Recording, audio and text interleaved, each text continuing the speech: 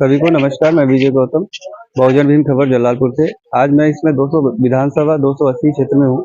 हमारे साथ है बहुजन समाज पार्टी के पूर्व कोऑर्डिनेटर मंडल माननीय श्री रामनारायण निर्दोष जी। सर, आप ये बताएं, पिछड़ा वर्ग बहुजन समाज पार्टी से कैसे जुड़ेगा?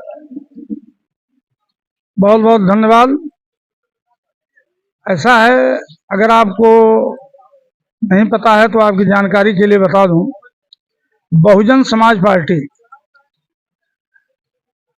पिछड़े वर्ग में जन्मे सभी संतों गुरुओं के विचारधारा पर चलती है।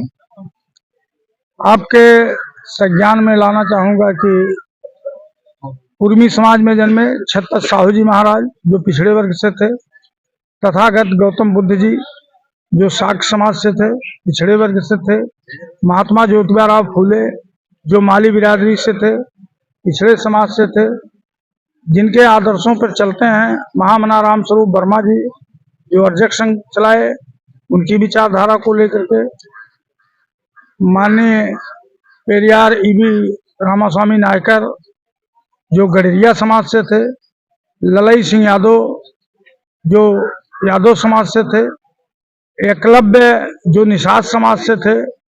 तो इस तरह से जो बहुजन समाज पार्टी एक विचारधारा है और विचारधारा पर चलने वाली पार्टी है, और वो ऐसे महापुरुषों के विचारधारा पर चलने वाली पार्टी है जो पिछड़े समाज में पैदा हुए हैं।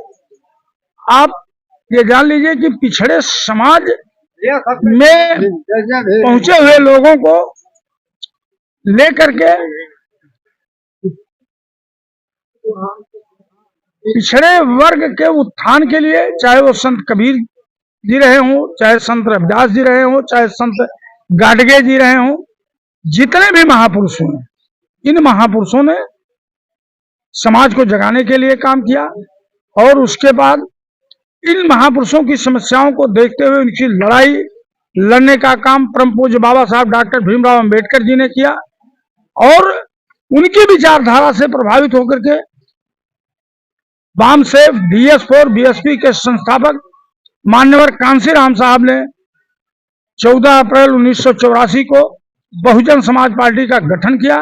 और जब पिछड़े वर्ग के विचारधारा पर ही बहुजन समाज पार्टी वाली चलती है, आपने देखा होगा 2007 के चुनाव में यही पिछड़े वर्ग के लोग बहुजन समाज पार्टी से जुड़कर बहुजन समाज पार्टी की पूर्ण बहुमत की सरकार बनाने का काम किया था। और इस समय, वर्तमान समय में, जब देश में भ्रष्टाचार चरम पे है,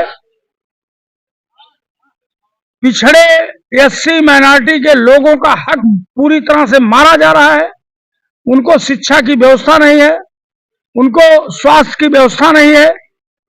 अब पिछड़ा समाज जग चुका है, वो जान रहा है कि हमारा हक अधिकार कहां से मिलेगा, कौन सी ऐसी नेता है कि जो हमारा हक अधिकार देंगी। तो मात्र पूरे देश में एक नेता ऐसी है, आदरणीय बहन कुमारी मायावती जी, जो बहुजन समाज के लोगों का हक अधिकार दिलाने में सक्षम होंगी। और देख लीजिएगा, आने वाले इस जो 2024 में चुनाव होने जा रहा है लोकसभा का, आदरणीय बहन कुमारी मायावती जी भारतवर्ष की प्रधानमंत्री बनेंगी। सर, भाजपा का एक नारा है 400 के पार, सर इस पे क्या लगता है?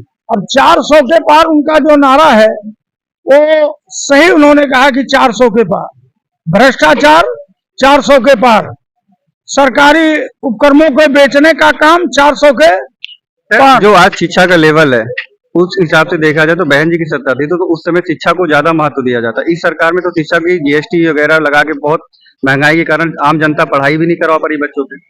अब मामला ये है, पढ़ोगे तो जागोगे, और जागोगे तो अपना अधिकार मांगोगे। ये भाजपा सरकार अंधभक्त पैदा करती है, धर्म की चाशनी चटा करके, धर्म की चाशनी को चटा करके ये सिर्फ है अंधभक्त पैदा कर रही है। शिक्षित बनाने का काम भारतीय जनता पार्टी नहीं कर रही है।